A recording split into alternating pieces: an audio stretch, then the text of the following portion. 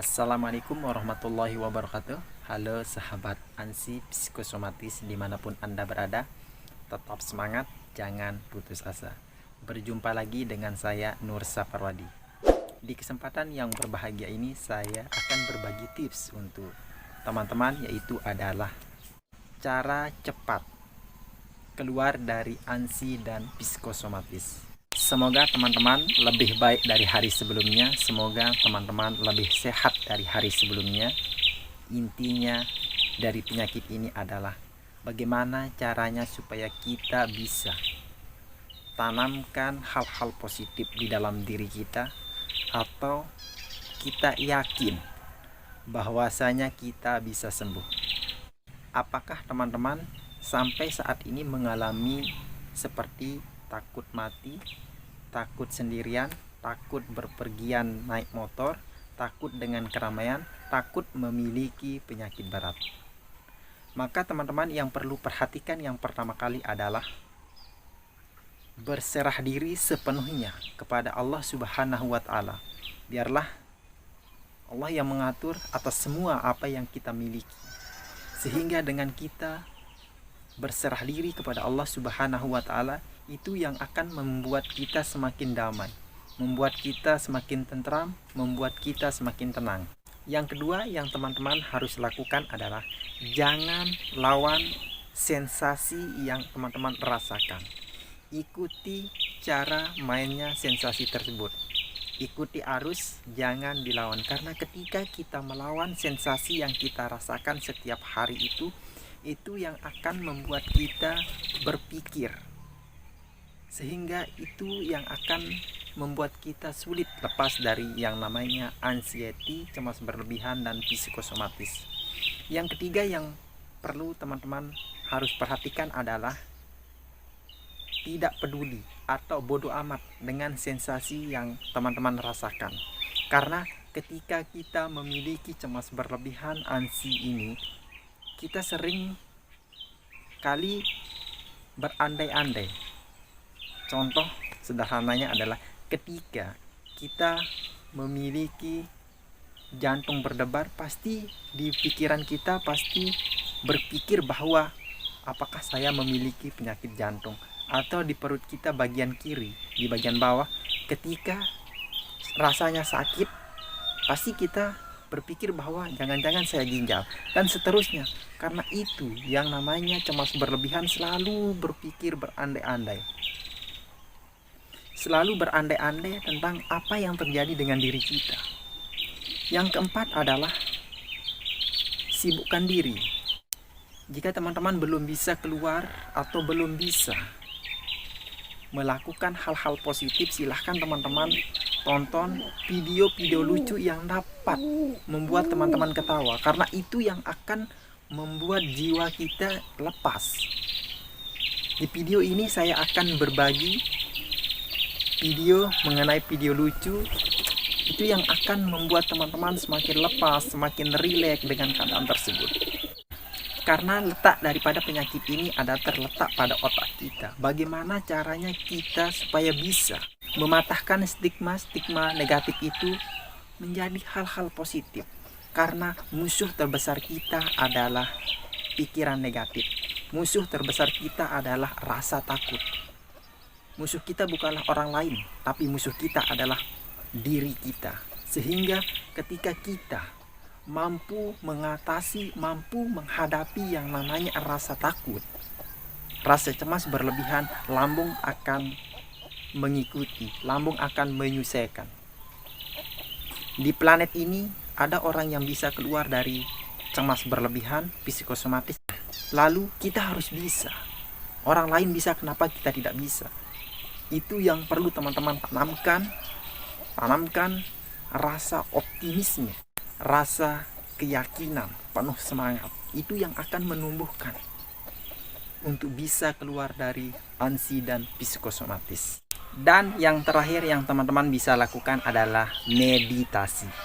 Meditasi adalah proses di mana kita bisa tenangkan diri kita, di mana kita harus bisa mengatur pola napas kita karena ini adalah hal yang sangat luar biasa, manfaatnya sangat luar biasa.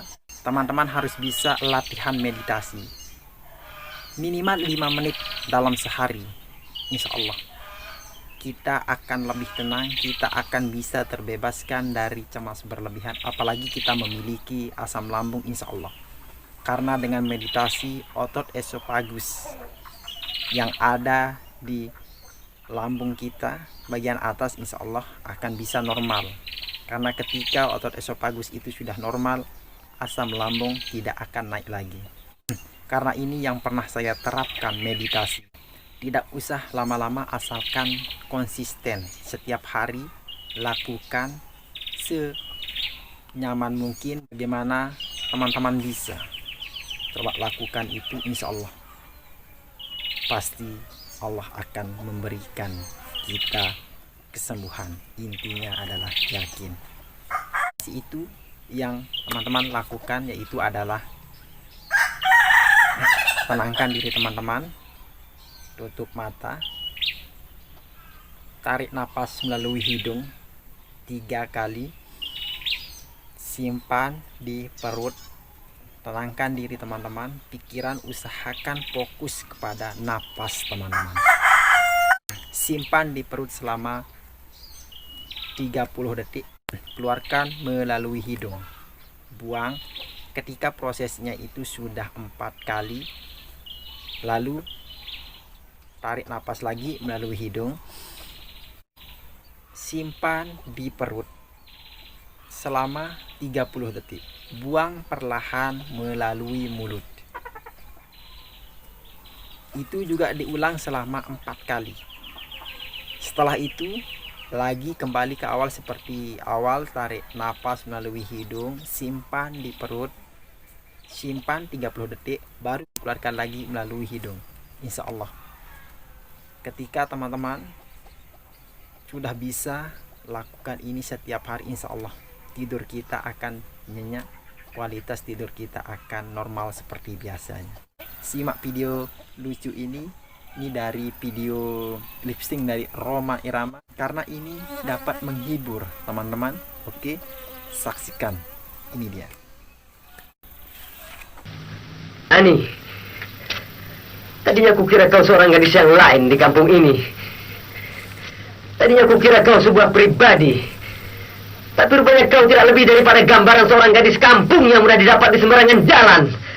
Kau perempuan yang lemah, perempuan yang tidak bisa menentukan sikapnya sendiri. Tentunya kau tahu, bukan, bahwa apa yang kucapai selama ini adalah demi kau, Ani. Demi kita berdua. Tapi semua ini kau khianati. Kau hancurkan. Tapi Rhoma, semua ini kulakukan karena kau tidak menyintai aku lagi? Bukan begitu, Rhoma. Atau memang dengan sengaja kau tidak membuat aku menderita? Tidak, Rhoma. Cukup, Ani. Rhoma. Tak perlu kau kemukakan 1001 macam alasan. Rupanya di balik kecantikan dan kelembutan wajahmu yang selama ini kukagumi, tersimpan sifat tercela. Kau tidak setia.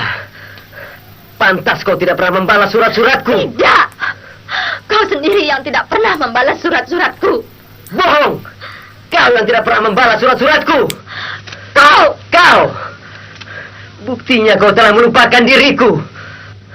Rhoma, kau boleh menyalahkan aku. Tapi aku dapat membuktikan ketidaksetiaanmu. Setelah kau menjadi penyanyi ternama, kau lupa, Rhoma. Kau terlena dalam pelukan Santi. Santi? Ya, dan aku sendiri dapat melihat dengan mata kepalaku sendiri malam itu di studio. Apa? Semudah itu kau menuduhku? Ya, sekarang aku baru ingat. Pada malam itu, ketika kau melihat adegan itu, rupanya kau telah membuat perkiraan-perkiraan sendiri yang salah. Dan kemudian engkau pulang untuk memutuskan kawin dengan orang lain.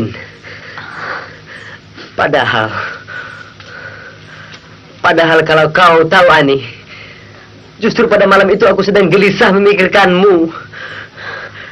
Karena aku gelisah, aku jadi marah-marah sama Santi. Karena aku marah-marah, Santi jadi merajuk. Dan terpaksa aku harus membujuknya agar dia mau rekaman. Itu yang menjadi alasanmu. Cukup, Roma. Tapi apa lagi? Rupanya ingin sekali kau agar aku dapat menyaksikan bagaimana bahagianya kau bersanding dengan laki-laki pilihanmu sang insinyur itu. Dan rupanya ingin sekali kau mencabik-cabik hatiku di hadapan orang banyak. Bukankah untuk itu kau kirimkan undangan ini kepadaku? Roma. Baik, Ani. Kalau memang itu kehendakmu, aku pasti datang dalam pesta perkawinanmu nanti. Walaupun dengan segala kehancuran hati. Selamat.